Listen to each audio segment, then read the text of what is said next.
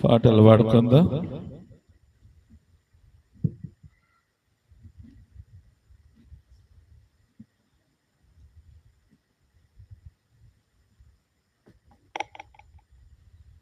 పాట సంఖ్య 560. పాట సంఖ్య 560.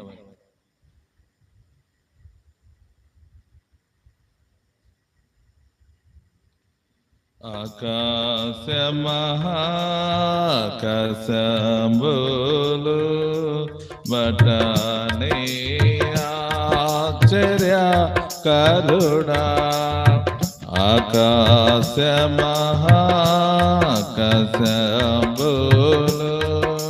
బటనే ఆశ్చర్యకరుడా, కృపా చూపి నిబంధనను నెరవేర్చిన ఉపకారి, కృపా చూపి నిబంధనను నెరవేర్చిన ఉపకారి, కాపాడితివి నడిపితివి, కాపాడితివి నడిపితివి, నీ ఇంటికి మమ్ములను, నీ ఇంటికి మమ్ములను,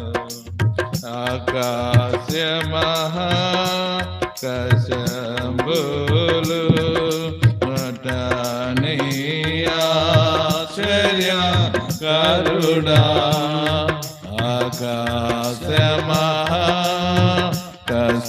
ఆకాశమహాకాశంబులు బటనే ఆశ్చర్యకరుడా, నీ దాసునికి నీ ప్రజలకు నిక్షమాను కనుపరచు, నీ దాసునికి నీ ప్రజలకు నిక్షమాను కనుపరచు, నిదు కల్వారి రక్తమున, నిదు కల్వారి రక్తమున, నీవే కడుగు కరుణమయా, నీవే కడుగు కరుణమయా,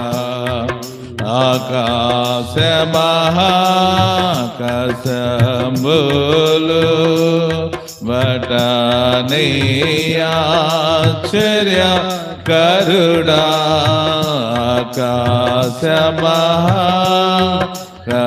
ఆకాశమహాకాశంబులు బటనే ఆశ్చర్యకరుడా, నీతి న్యాయములకర్త ప్రీతితోడా నీ ప్రజలకు, నీతి న్యాయములకర్త ప్రీతితోడా నీ ప్రజలకు, నీతి న్యాయములనేమో, నీతి న్యాయములనేమో,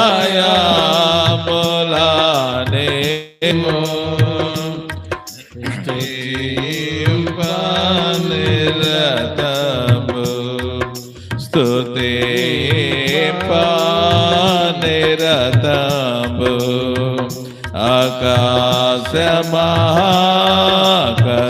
ఆకాశమహాకాశంబులు బటనే ఆశ్చర్యకరుడా,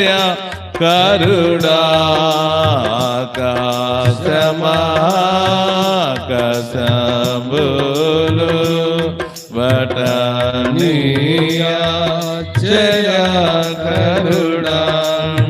రాజులనుగా యాజకులనుగా మము చేసిన రాజా, రాజులనుగా యాజకులనుగా మము చేసిన రాజా, విజయమేమో మా విజయుడా, విజయమేమో మా విజయుడా, నిజమైన నీ ప్రజలకు, నిజమైన నీ ప్రజలకు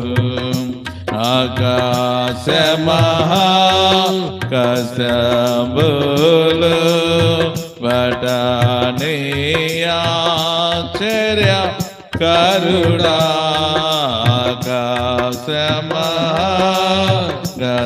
ఆకాశమహాకాశములు వటనీయాశ్చర్య కరుడా.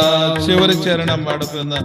బలపరచు నీ భక్తులను బలము తోడా ప్రవేశించి, బలపరచు నీ భక్తులను బలము తోడా ప్రవేశించి,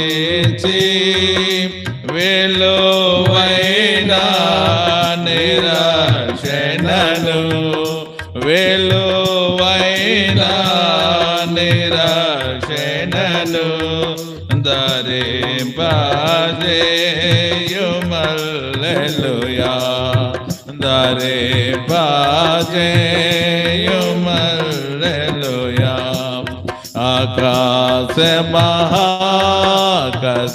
ఆకాశమహాకాశములు వటనీయాశ్చర్య కరుడా,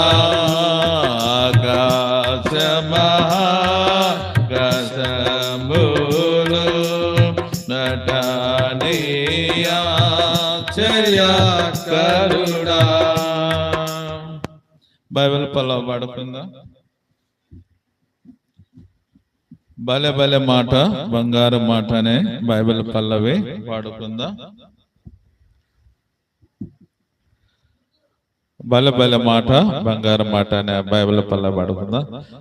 భలే భలే మాట బంగారు మాట, బైబిల్ మాట యేసు మాట, భలే భలే మాట బంగారు మాట, బైబిల్ మాట యేసు మాట, నా జీవితాన నీ జీవితాన మరువని మాట యేసు మాట, నా జీవితాన నీ జీవితాన మరువని మాట యేసు మాట, బల బలే మాట బంగారు మాట, బైబిల్ మాట యేసు మాట.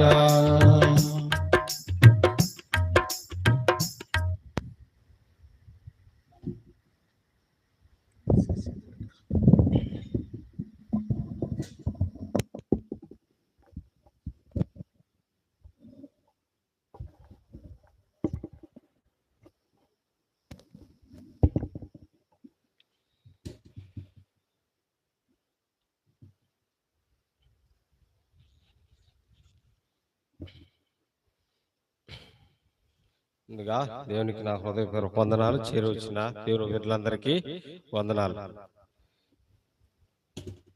మరి దేవుడు మనల్ని అందరిని కూడా ఉదయకాల సమరించి మన పని బాటలో తోడుండి మళ్ళీ ఎంతగానో కాల్చి కాపాడు ఆయన రెక్కల కింద భద్రపరుచుకొని మరి ఈ సాయంకాల సమయంలో సంఘ ప్రార్థన నిమిత్తం వాళ్ళందరూ నడిపించినందుని బట్టి దేవునికి మనం ఎంతైనా రుణస్థులమైన ప్రియులారా. మరి ఈ దినం సంఘ ప్రార్థన కొరకై కొన్ని మాటలు మనం చూసుకుని ప్రార్థనలోకి వెళ్ళేదానికి ప్రయత్నం చేద్దాం. మరి ముందుగా దేవుని సహాయం కొరకై చిన్న ప్రార్థన చేసుకుందాం. ప్రేమ కలిగిన మా ప్రియ పరలోకపు తండ్రి, జీవం కలిగిన మా యేసయ్య, నీ పాదములకు వందనాలు, స్తుతి స్తోత్రములు చెల్లించుకుంటున్నాను నాయనా. మరి గొప్ప దేవుడు, నమ్మదగిన దేవుడు, సర్వలోకాన్ని సృష్టించినటువంటి మా దేవా, నీ పాదములకు వందనాలు, స్తుతి స్తోత్రములు చెల్లించుకుంటున్నావు నాయనా. మరి ఉదయకాల సమయం నుంచి తండ్రి, మా పని బాటల్లో మీరు తోడుని నడిపించి ప్రతి కీడు నష్టం అపాయించి మమ్మల్ని తప్పించి సంఘ ప్రార్థన కొరకు ప్రభా మమ్మల్ని అందరూ కూడా సిద్ధపరుచుతూ వచ్చినటువంటి విధానాన్ని బట్టి మీకు కృతజ్ఞతాస్తుతులు చెల్లించుకుంటున్నాను నాయనా. మరి రావలసిన బిడ్డలను నడిపించుము, మార్గ మధ్యలో ఉన్న వారికి వాహనాలు సిద్ధపరచుము తండ్రి. నిర్లక్ష్యం అలక్ష్యంగా ఉన్నవారిని మీరు దర్శించి త్వరగా నడిపించుము, సహాయం చేయను ప్రార్థించుకుంటున్నాను. సంఘం అంతటి మీద మీ కలవ రక్తాన్ని ప్రోక్షించుము, సహాయం చేయము తండ్రి. మరి చేరి వచ్చిన ప్రతి ఒక్క బిడ్డను బట్టి స్తుతిస్తుంటున్నాను.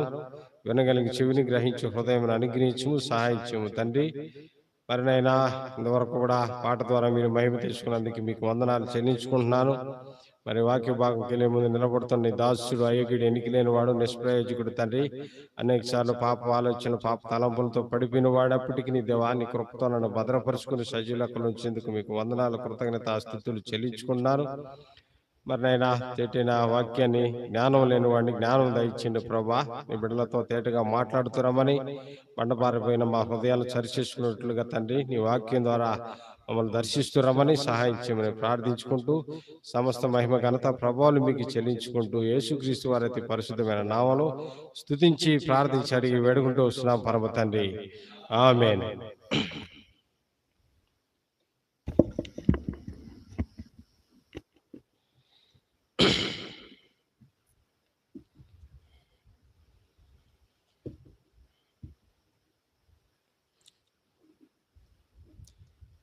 ముందుగా మనం అనేక సార్లు పలకరించుకునేటువంటి విధానాన్ని కనుక మనం చూసుకుంటే ఒకరు ఏ విధంగా పలకరించుకోవాలంటే దేవుడు ఏమంటాడు వాక్య భాగంలో చూద్దామా? చూడండి, 2 కొరింథీయులు రాసిన పత్రిక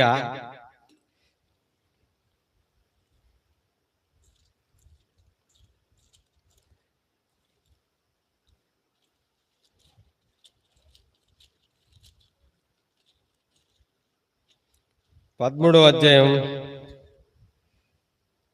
12వ వచనం ఒకసారి చూడండి ప్రియమైన వారలారా. దేవుడు ఏమంటున్నాడు?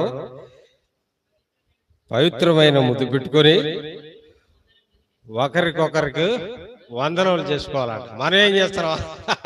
ఒకసారి మనం పరిచయం చేసుకుంటే మన పలకరింపు ఏ విధంగా ఉంటుంది? కొత్తగా వచ్చిన వాళ్ళు మనం పరిచయం చేసుకోము, ఒకరికొకరు వందనాలు చెప్పుకోము. మన పలకరింపు ఎలా ఉంటుందో ఒకసారి మనం పరిశీలన చేసుకో. దేవుడు ఏం చెప్తున్నాడు? పవిత్రమైన ముద్దు పెట్టుకొని ఒకరొకరు పలకరించుకోవాలంట.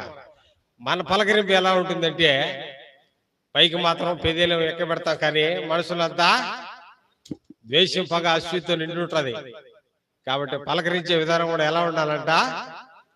పవిత్రమైన ముద్దు పెట్టుకుని ఒకరొకరు ఆప్యాయంగా పలకరించుకునే విధానంగా ఉండాలని దేవుని వాక్యం తెలియజేస్తుంది ప్రియమైన వాళ్ళకి. కాబట్టి మన పలకరింపు ఇన్ని దినాలు ఎలా ఉంది, మరి దేవుడు ఏ విధంగా మనం పలకరించే విధానాన్ని దేవుడు మనతో మాట్లాడుతున్నాడు. అటు రీతిగా మనం అందరం కూడా ఆ వాక్యాన్ని అనుసరించి నడుచుకోవాలని దేవుని వాక్యం తెలియజేస్తుంది. కాబట్టి మన పలకరింపు ఎలా ఉండాలంట? పవిత్రమైన ముద్దు పెట్టుకుని ఒకరొకరు ఆప్యాయంగా పలకరించుకునే విధానం మనలో కలిగి ఉండాలంట. సరే చూడండి, దేవుడు మనకిచ్చేటువంటి సంఘ వాగ్దానం 2వ దినవృత్తాంతముల గ్రంథం 32వ అధ్యాయం 7వ వచనం ఒకసారి మనం చదువుకుంటే,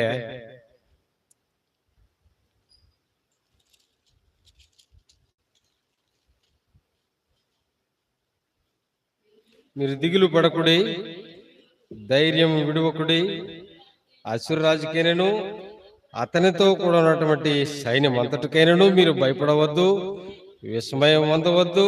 అతని కలిగి ఉన్న సహాయం కంటే నీకు ఎక్కువ సహాయం కలదంటున్నాడు ప్రియమిటి వారలారా. మరి దేవుడు మాట ఇచ్చి తప్పుటకు ఆయన నరమాతుడు కాదు, వాగ్దానం చేసిన దేవుడు నమ్మదగిన వాడు, అడిగిన వాటికంటే ఊహించినటువంటి అద్భుతమైనటువంటి కార్యాలు జరిగించేటువంటి సామర్థ్యం కలిగిన దేవుడు గనక మనం దేనికి కూడా భయపడవద్దు, దిగులు పడకూడదు.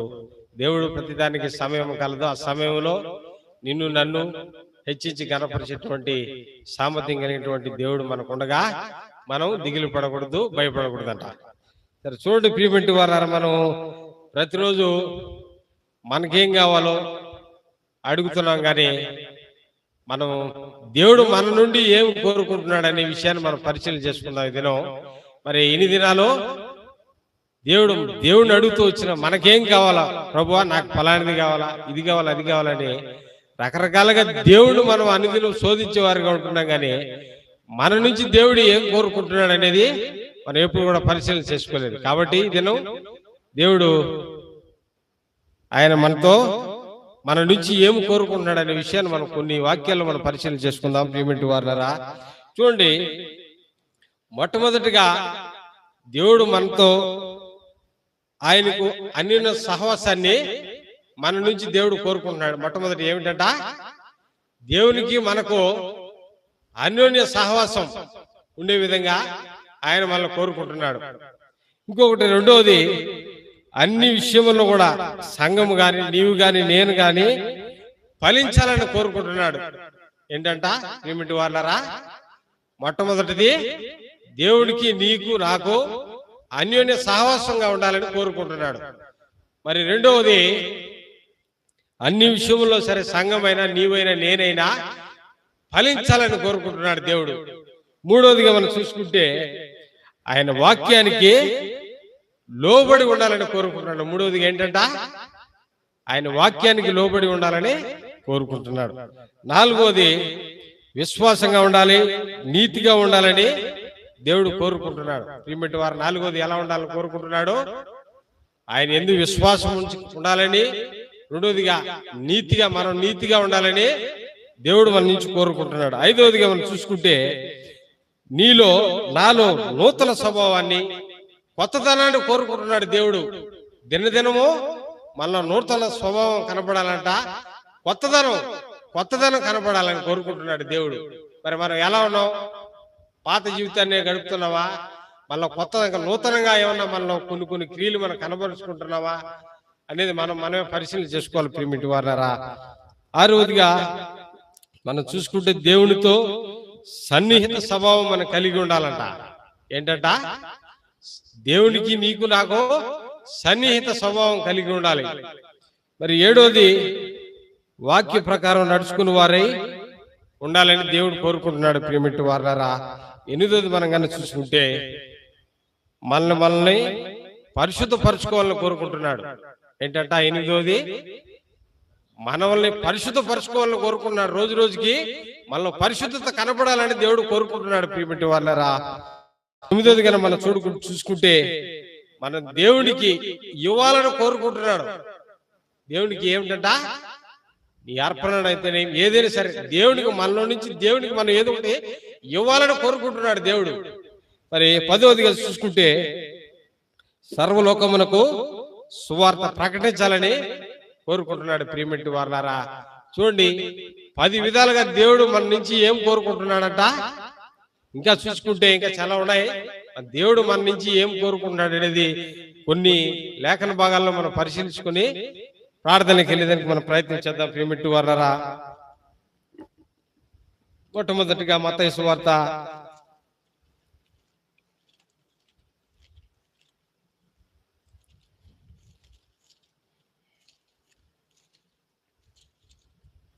22వ అధ్యాయం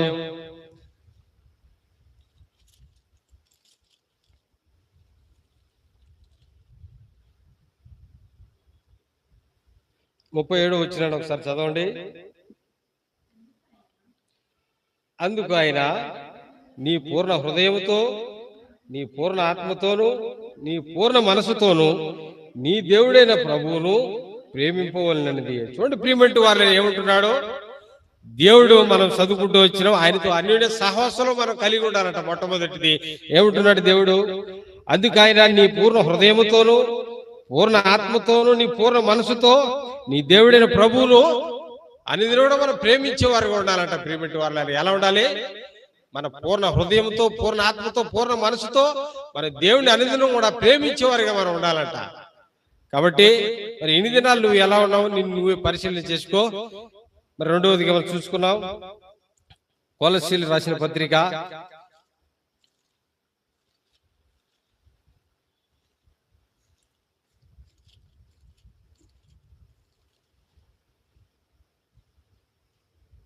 1వ అధ్యాయం 9, 10 వచనాలు 12 కలిసి ఉంటాయి, చదవండి. అందుచేత ఈ సంగతి వినినాటి నుంచి మేమును మీ నిమిత్తం ప్రార్థన చేయటం మానక సంపూర్ణ జ్ఞానమును ఆత్మ సంబంధమైన వివేకము గల వారును ఆయన చిత్తమును పూర్ణముగా గ్రహించిన వారై, ఎలా ఉండాలంట? ఆయన చిత్తమును పూర్ణముగా గ్రహించిన వారై ప్రతి సత్కార్యములను సఫలమగుచు దేవుని విషయమైన జ్ఞానమందు అభివృద్ధి పొందుచు అన్ని విషయములలో ప్రభువును సంతోషపెట్టినట్లు ఆయనకి తగినట్టు నడుచుకోవాలనియు, ఆనందంతో కూడిన పూర్ణమైన ఓర్పును దీర్ఘశాంతమును కనబరుచున్నట్లు ఆయన మహిమా శక్తిని బట్టి సంపూర్ణ బలముతో బలపరచబడవలననియు, తేజవాసులైన పరిశుద్ధుల స్వాస్థ్యములో పాలువారగటకు మనల్ని పాత్రగా చేసిన తండ్రికి మీరు కృతజ్ఞతాస్తుతులు చెల్లింపవలననియు దేవుని బ్రతిమాలుచున్నాడు. చూడండి ప్రియమంటి వారా, దేవుడు ఏమంటున్నాడు? అది చేత ఈ సంగతి వినిన నాటి నుంచి మేమును మీ నిమిత్తం ప్రార్థన చేయటం మానక సంపూర్ణ జ్ఞానం కలిగి ఉండాలట.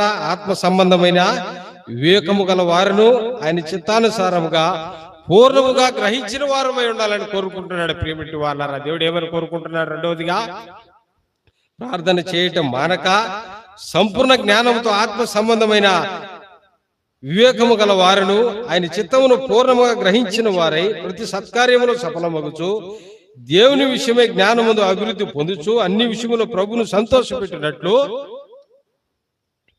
ఆయనకు తగినట్టు నడుచుకోవాలని దేవుడు కోరుకుంటున్నాడు. ప్రియపెట్టి వారారా, మరి ఇన్ని దినాలు మనం ఏ విధంగా ఉంటున్నాం? మన ప్రవర్తనలో కానీ, మన క్రియలు కానీ మన దేవుడు సంతోషపెట్టేవారుగా ఉంటున్నావా? మరి దేవుడిని దుఃఖపరిచేవారుగా మనం ఉంటున్నాం? మన క్రియలు ఒకసారి మనం పరిశీలన చేసుకుంటే దేవుడు మన నుంచి ఏం కోరుకుంటున్నాడు? మొట్టమొదటి పూర్ణ ఆత్మతోనూ పూర్ణ మనసుతోనూ ఆయన ప్రేమింపాలని కోరుకుంటున్నాడు. రెండోదిగా అన్ని విషయంలో కూడా ఆయన మనం సంతోష పెట్టాలని దేవుడు మన నుంచి కోరుకుంటున్నాడు. ప్రియమిటి వాళ్ళారా, మరి జ్ఞాపకం చేసుకోండి, మనం ఏ విధంగా నడుచుకుంటున్నామో నువ్వే పరిశీలన చేసుకో. మరి మూడవదిగా చూసుకుందాం,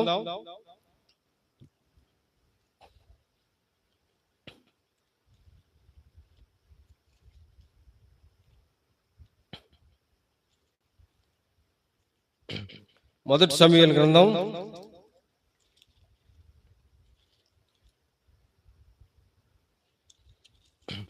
10వ అధ్యాయం 22 వచ్చిన ఒకసారి చూడండి. పేజీ నెంబర్ 236, 15వ అధ్యాయం 22 వచ్చినమ్మా. అందుకు సమూయేలు తాను సెలవిచ్చిన ఆజ్ఞను ఒకడు గైకొనుట వలన యెహోవా సంతోషించినట్లు ఆయన దహన బలుల అర్పణను అర్పించుట వలన ఆయన సంతోషించిన. చాలు ప్రియమిటి వారా, దేవుడు అంటున్నాడు. మూడవదిగా ఏమంటున్నాడు? అందుకు సమూయేలు తాను సెలవిచ్చిన ఆజ్ఞలను ఒకడొకడు గైకొనుట వలన యెహోవా సంతోషపడునంట. చూడ ప్రియమిటి వారు, ఒకరా మనకి ఎవరైనా ఒక ఆజ్ఞ ఇచ్చినప్పుడు, దైవజనుడు కావచ్చు, ఎవరైనా సరే నీకు ఒక మాట ఇచ్చినప్పుడు ఆ మాట ద్వారా నువ్వు లోబడి దేవుడిని సంతోషపెట్టేవారుగా ఉండాలని దేవుడు నీ నుంచి నా నుంచి కోరుకుంటున్నాడు. ప్రియమిటి వారు, కాబట్టి అన్ని విషయంలో కూడా మన దేవుని జ్ఞానంతోనూ ఎదుటి వారిని మనం సంతోషపెట్టి దేవుడిని సంతోషపెట్టేవారుగా మనం ఉండాలని దేవుని లేఖనం తెలియజేస్తుంది. అలాగే హెబ్రీయులకు రాసిన పత్రిక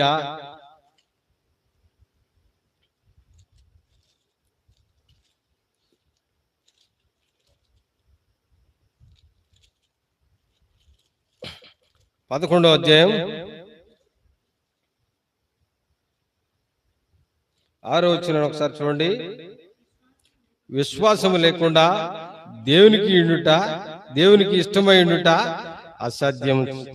దేవుని యొద్దకు వచ్చువాడు ఆయన ఉన్నాడని నమ్మాలి, తను వెతుకు వారికి ఫలము దయచేయవాడని నమ్మవల్లి కదా. చూడండి ప్రియమైన వారి దేవుడు ఎంత స్పష్టంగా మనతో మాట్లాడుతున్నాడు. విశ్వాసం లేకుండా దేవునికి ఇష్టమై ఉండుట అసాధ్యమట. మొట్టమొదటిగా మళ్ళీ ఏముండాలంట? విశ్వాసం ఉండాల. నా దేవుడు గొప్పవాడు, ఏమైనా చేయగల సమర్థుడు, అడిగిన వాటికంటే ఊహించినటువంటి అద్భుత కార్యములు చేసే దేవుడు నా దేవుడు అని ఎప్పుడైతే మన విశ్వాసంతో నమ్ముతామో, మన విశ్వాసం ఉంచి ఆయన అడగాలని దేవుని ఇష్టమై ఉంటున్నది ప్రియమిత్రులారా. కాబట్టి మనం దేవుని యందు విశ్వాసం ఉంచి అడిగితే ఆయన ఫలం దయచేయవాడని నమ్మాలంటున్నాడు ప్రియమిత్రులారా. కాబట్టి ఇన్ని దినాలు నువ్వు విశ్వాసం లేకుండా ఉంటున్నావేమో, దేవునికి అది ఇష్టమైనది కాదు. దేవుడు ఏమంటున్నాడు? విశ్వాసం లేకుండా దేవునికి ఇష్టలైనట అసాధ్యమని దేవుని వాక్యం స్పష్టంగా తెలియజేస్తుంది ప్రియమిటి వారు. కాబట్టి మొట్టమొదటిగా మనం ఏముంది? మనలో విశ్వాసం ఉండాలి. నా దేవుడు గొప్పవాడు, ఏమైనా చేయగల సముద్రుడు అనే విశ్వాసం మనలో ఉన్నప్పుడు దేవుడు ఖచ్చితంగా మన జీవితాల్లో కార్యాలు జరిగిస్తాడు. అలాగే చూడండి,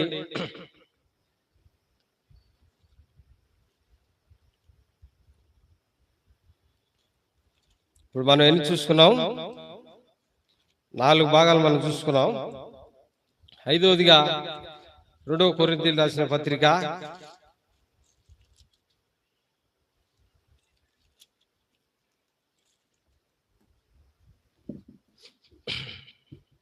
5వ అధ్యాయం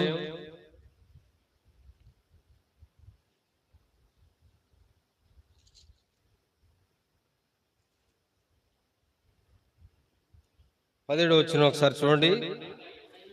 కాగా ఎవడైనను క్రీస్తునందున్న ఎడల నూతన సృష్టి, పాతవి గతించెను, ఇదిగో కొత్తవైన. చాలు ప్రియమిటి వారు, దేవుడు ఏం కోరుకుంటున్నాడో నీలోంచి నూతన సృష్టిని కోరుకుంటున్నా. పాతవి గతించిపోవాలంట, రోజు రోజుకి నీలో కొత్తదనం ఏర్పడాలని దేవుడు కోరుకుంటున్నాడు ప్రియమిటి వారు. ఇంకా నువ్వు ఆ పాత స్థితిలోనే ఉన్నావా? రోజు రోజుకి నీలో నూతన శక్తి నీలో పొందుతుందా అనేది నువ్వే పరిశీలన చేసుకో. దేవుని దిట్ట సాగిలపడు ప్రియమిటి వారరా. ఆ రోజుగా మనం చూసుకుందాం.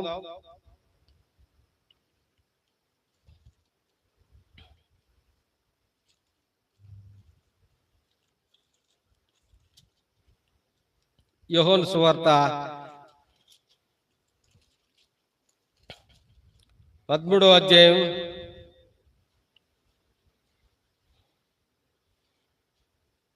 14వ వచనం నుంచి చూడండి. దేవుడు మన నుంచి ఏం కోరుకున్నాడు? కాబట్టి ప్రభువును బోధకుడైన నేను మీ పాదములు కడిగిన ఎడల మీరును ఒకరి పాదములు ఒకరు కడగవలసినది నేను మీకు చేసిన ప్రకారము మీరు చేయవలనని మీకు మాదిరి ఇలాగూ చేసింది. చూడండి ప్రియమిటి వారు, చాడైనా దేవుడు అంటున్నాడు. కాబట్టి ప్రభువును బోధకుడైన నేను మీ పాదములు కడిగిన ఎడల మీరును ఒకరు పాదములు ఒకరు కడగవలసినదే నేను మీకు చేసిన ప్రకారం మీరును ఎదుటి వారికి చేసి మాదిరి కనపరుచుకోమని దేవుడు కోరుకుంటున్నాడు ప్రియమిటి వారు. ఏమట? ప్రభువును బోధకుడైన నేను మీ పాదములు కడిగిన ఎడల మీరును ఒకరు పాదములు ఒకరు కడగవలసి అంటున్నాడు దేవుడు. కాబట్టి మనం ఏ దినమైనా ఒకరిని ప్రేమించేటటువంటి మనసు కూడా మనలో లేదు. కాబట్టి మన ప్రభు ఎంత తగ్గించుకొని మనం ప్రేమించాడో మన దేవుడు ఒకసారి మన జ్ఞాపకం చేసుకోండి ప్రియమిటి వాళ్ళరా. మన ప్రభు చేసే రీతిగా మనం కూడా చేయాలని దేవుడు ఇష్టపడుతుంటున్నాడు. అలాగే చూడండి, ఇర్మియా గ్రంథం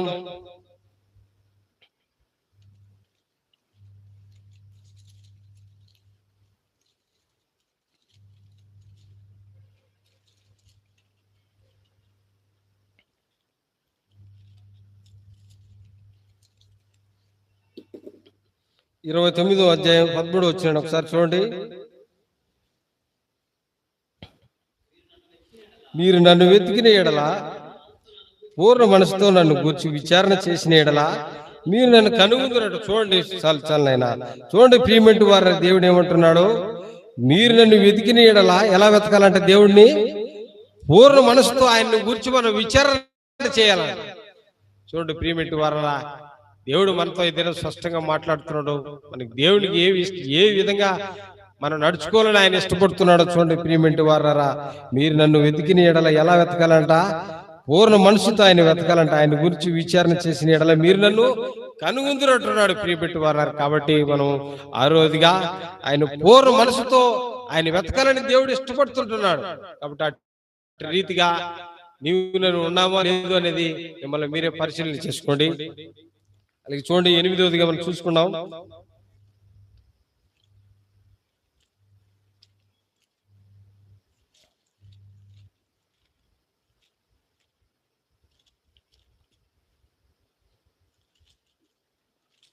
యాకోబు పత్రిక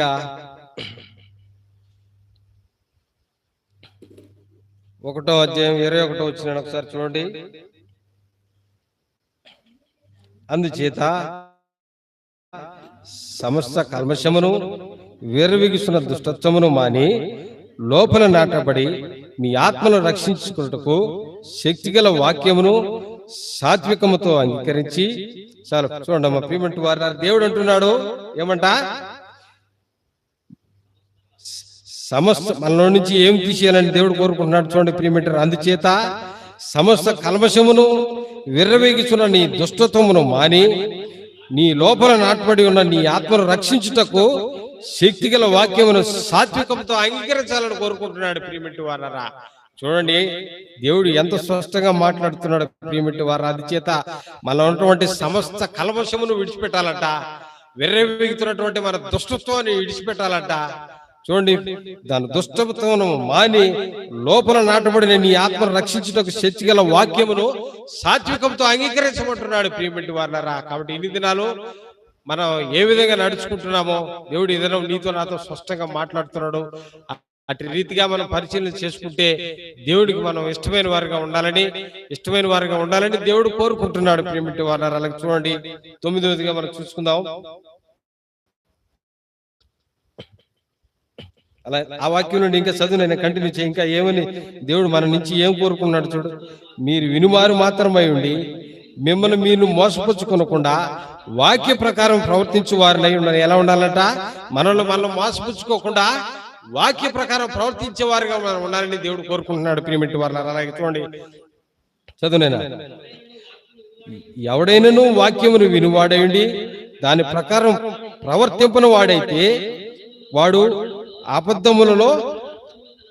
అద్దములో తన సహజ ముఖమును చూచుకొను మనుషుని పోలి ఉన్నాడు. వాడు తన్ను చూచుకొని అవతలికి పోయి తానెట్టివాడు వెంటనే మరచిపోవును కదా. అయితే స్వాతంత్రం నిచ్చు సంపూర్ణమైన వినయములో తేరి చూచి నిలకడగా ఉండు వాడెవడో వాడు విని మరచువాడు కాక క్రియను చేయువాడై ఉండి తన క్రియలకు ధన్యుడగు. ఎవడైనను నోటి కళ్ళెం పెట్టుకొనక హృదయార్థమే చాలా. చూడండి ప్రియమిటి,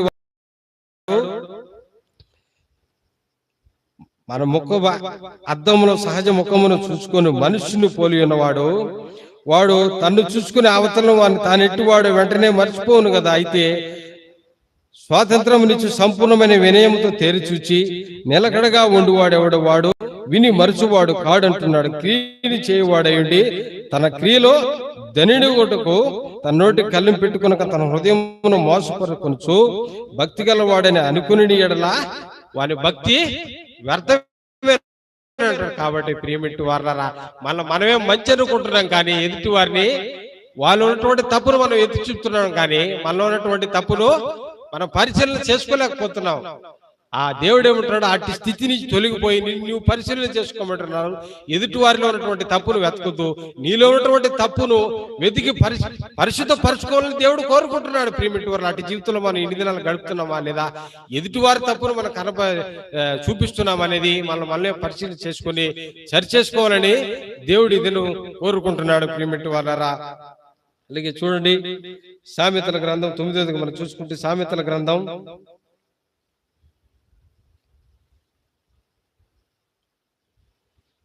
సార్ క్షమించండి, ఈ ఎఫెసీయులకు రాసిన పత్రిక. ఇంకా దేవుడు మన నుండి ఏం కోరుకున్నాడు చూద్దాం.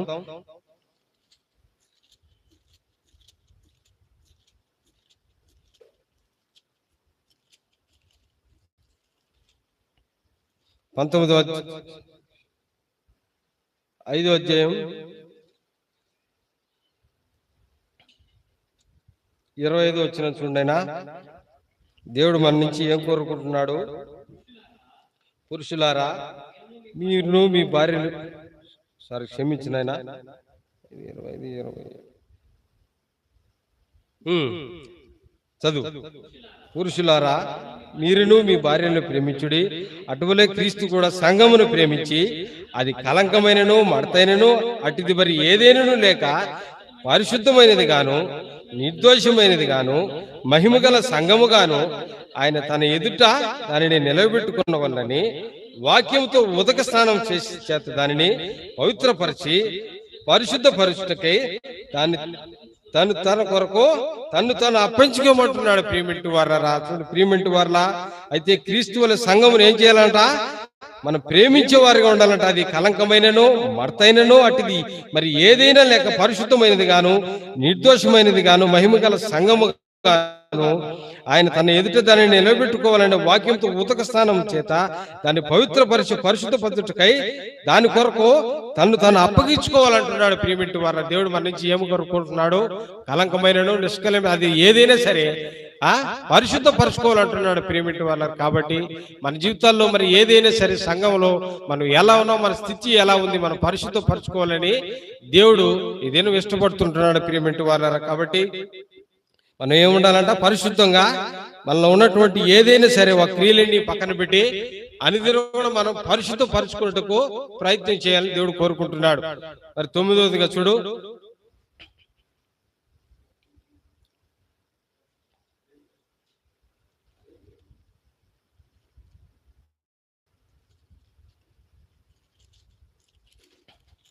సామెతల గ్రంథం 19వ అధ్యాయం 17 వచ్చిన చూడండి. ఆయన ఎలా ఉండాలంటున్నాడు దేవుడు మన నుంచి ఏం కోరుకుంటున్నాడు చూడండి. సామెతల గ్రంథం 19వ అధ్యాయం 17 వచ్చిన చూడమా.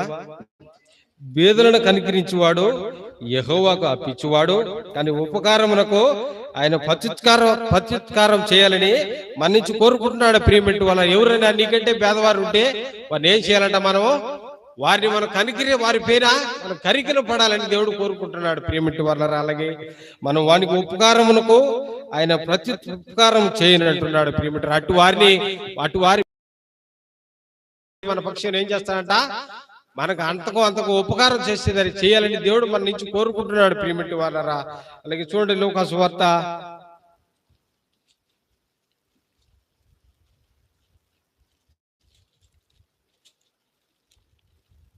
6వ అధ్యాయం 38 వచ్చిన చూడమా. ఇంకా దేవుడు మన నుంచి ఏం కోరుకుంటున్నాడు? క్షమించుడి, అప్పుడు మీరు క్షమించబడుదురు, ఇయ్యుడి, అప్పుడు మీకు ఇవ్వబడును. చూడండి ప్రియమింటి వారి దేవుడు ఎంత స్పష్టంగా మాట్లాడుతున్నాడో. ఎదుటి వారిని మనం క్షమించాలని దేవుడు కోరుకుంటున్నాడు. ప్రియమింటి వారినారా, వారు ఏ తప్పు చేసినా సరే వారిని క్షమించే గుణంలో మనం ఉన్నప్పుడు దేవుడు మనల్ని క్షమిస్తాడంట. అప్పుడు దేవుడు మనల్ని క్షమించి ఎదుటి వారికి ఇచ్చినప్పుడు ఆయన మనకి ఇవ్వబడతాడు. కాబట్టి మన స్థితిలో ఎవరు ఏ స్థితిలో ఉన్నారో వారు పాపం చేసినా సరే వారిని మనకు క్షమించే గుణం అని దేవుడు మనం కోరుకుంటున్నాడు. ఆపదలో ఉన్న వారికి సహాయం చేయాలని, సహాయం చేస్తే తిరిగి నీకు రెట్టింపు సహాయం దేవుడు చేస్తాడని దేవుడు స్పష్టంగా మాట్లాడుతున్నాడు. ప్రేమించే వారు కాబట్టి మనం ఎలా ఉండాలంట? భేదాలను ప్రేమించే వారిగా ఉండాలి, మనల్ని క్షమించే గుణం ఉండాలని దేవుడు మన నుంచి కోరుకుంటున్నాడు. ఇలాగే 10వదిగా మనం చూసుకుంటే మార్కు సువార్త